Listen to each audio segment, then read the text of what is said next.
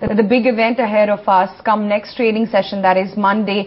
The market doesn't really have a whole lot to really expect. In fact, experts believe that, the investor sentiment is rather low ahead of the budget, which is what we've seen in the series. Investors and traders have gone rather light into the big event because there isn't much to expect from Pranav Mukherjee. Here are some views on that.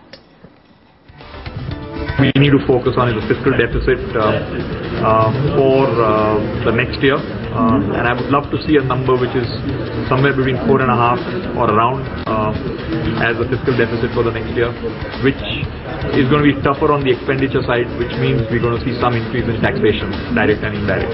Finance Minister and his entire team has a fairly hard job on their hand. I think we all know about inflation and interest rates and price rise, and also in the coming year you won't have the cushion of 3G sales and all of that. So I think it's a fairly challenging exercise. Some very clear roadmap on GST if they want to push through budget.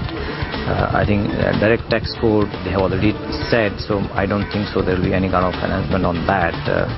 And maybe few rollback of the excise duty concessions what we got when the things were bad on the global economy side. I think we are in a very, very tough environment on practically every front.